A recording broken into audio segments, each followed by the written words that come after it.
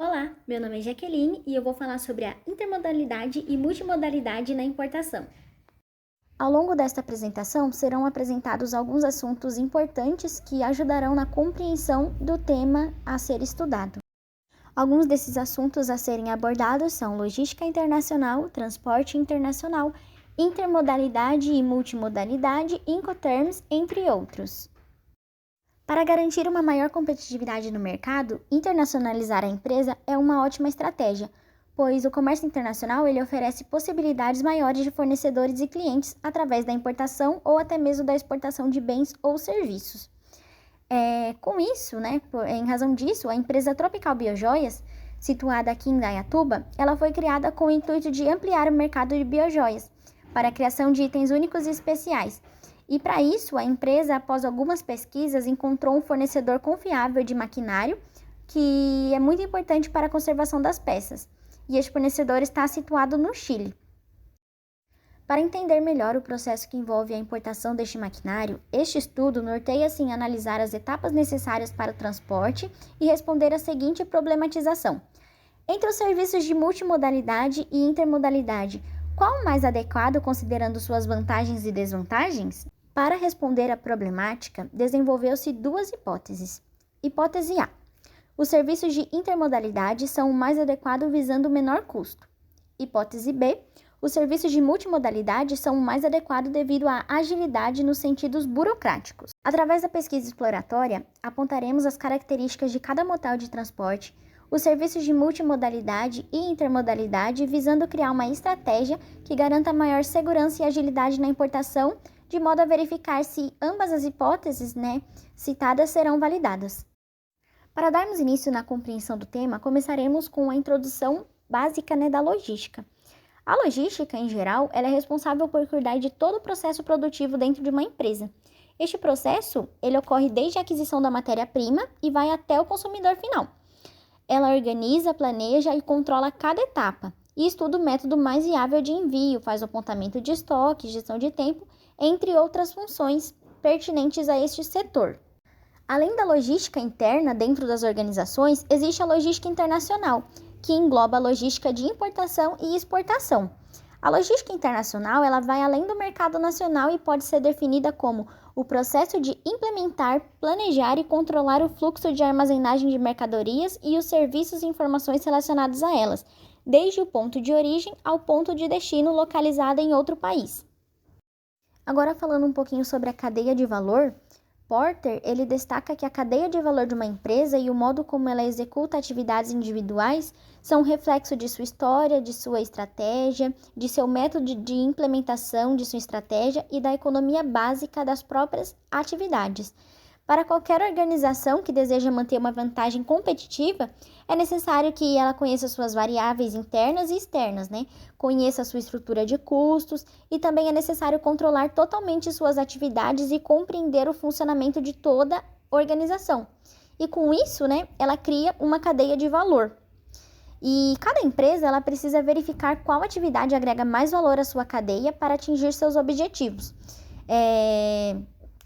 Com isso, o que isso quer dizer? A maneira como essas atividades são realizadas determina o custo ou afeta os lucros da empresa. Através da análise da cadeia de valor, é possível elaborar estratégias para a otimização dos processos da empresa, pois ela destaca os pontos negativos e positivos que a empresa possui em relação aos seus concorrentes. Agora falando sobre o transporte internacional, ele é utilizado nas operações de importação e exportação, e ele pode ser realizado de diversas formas.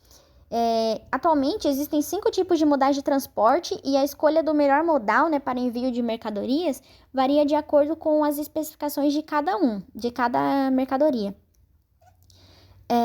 Quando a empresa ela realiza uma compra do exterior, ou uma venda, a empresa responsável pela exportação do produto, ela cuida de cada etapa do processo do envio para que não ocorra falhas nesse procedimento, nesse processo. E o processo de compra e venda de mercadorias internacionalmente requer um conhecimento amplo na área, porque ele envolve Incoterm, documentos necessários e imprescindíveis, a escolha do melhor modal para envio, e também é necessário analisar a vantagem e facilidade de cada um para otimizar os custos e garantir uma entrega em excelentes condições. Existem alguns fatores que envolvem a escolha do melhor modal, como, por exemplo, o tempo de entrega, valor do frete, a capacidade da armazenagem, o risco. E os transportes, eles podem ser classificados da seguinte forma. O modal aéreo, ele é muito utilizado para os transportes internacionais devido à sua facilidade de acesso aos diversos locais do mundo e agilidade nos prazos das entregas. O modal marítimo, ele é realizado através de barcos, navios, velas, e esse modal, ele consiste na maior parte do envio de mercadorias no transporte internacional. Nós também temos o modal ferroviário, que é realizado através de linhas férreas. Geralmente, ele é utilizado para transportar pessoas e cargas de baixo valor agregado. O modal dutoviário, ele é realizado através de tubulações e é utilizado para transportar óleo, gases e também produtos químicos. E temos também o modal rodoviário, que é realizado através de ruas, estradas, rodovias, por carretas, caminhões, carros e outros meios. E ele corresponde ao transporte terrestre mais utilizado. Aqui nesta tabela, nós temos representados os Incoterms, que são termos internacionais que são utilizados nas negociações de compra e venda internacional. E esses Incoterms, eles tratam de responsabilidades e direitos referentes ao importador e o exportador. Ou seja, referente às responsabilidades e direitos do vendedor e comprador da mercadoria. E ele também designa as funções de cada um. E eles foram desenvolvidos pela Câmara do Comércio Exterior em 1936. Atualmente existem 11 tipos de Incoterm. Agora vamos falar sobre a intermodalidade. O que ela é, né? A intermodalidade, ela diz respeito ao transporte de mercadorias por 2 ou mais modais, nos quais cada transportador assume a responsabilidade no trecho de sua prestação de serviço.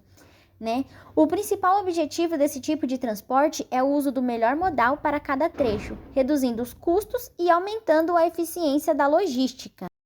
Na intermodalidade, a cada alteração de modal é necessário um novo contrato e é importante observar o custo de cada viagem e de transbordo, o pagamento de seguro e armazenagem, bem como as questões de segurança, regularidade e confiabilidade dos modais. Aqui nós temos algumas vantagens da intermodalidade.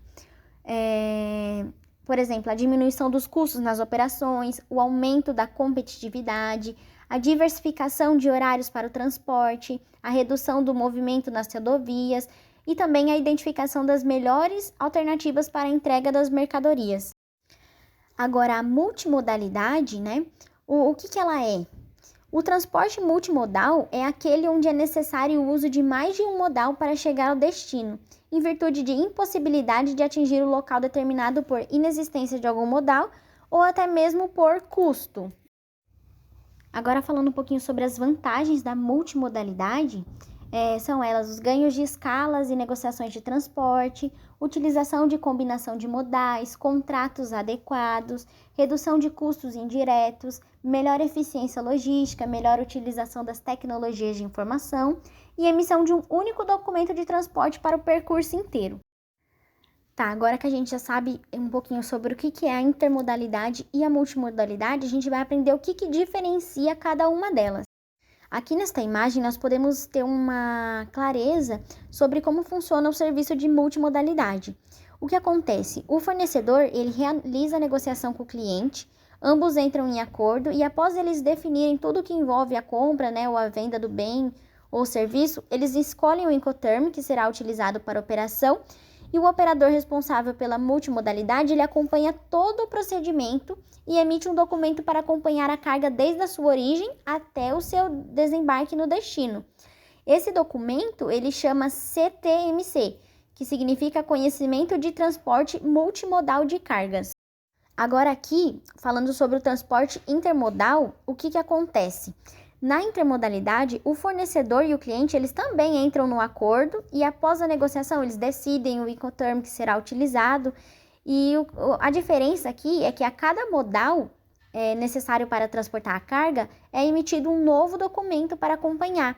E as responsabilidades, elas são divididas entre os transportadores participantes da operação. Ou seja, não é uma única pessoa que cuida de todo o transporte. Cada transportadora, a cada modal é emitido um novo documento e as responsabilidades delas são divididas. Através das pesquisas realizadas e informações obtidas, foi possível uma análise sucinta sobre os serviços de intermodalidade e multimodalidade, onde foram destacadas suas vantagens e algumas desvantagens em relação uma ao outro. De acordo com o que foi explorado com os dados obtidos, a importação do maquinário ela poderá ser realizada de inúmeras maneiras, e cabe à empresa que deseja realizar essa operação escolher entre as opções a que lhe for mais viável. Obrigada por ter assistido essa apresentação. Espero que eu tenha conseguido passar um pouquinho sobre o que eu aprendi sobre a intermodalidade e a multimodalidade na importação.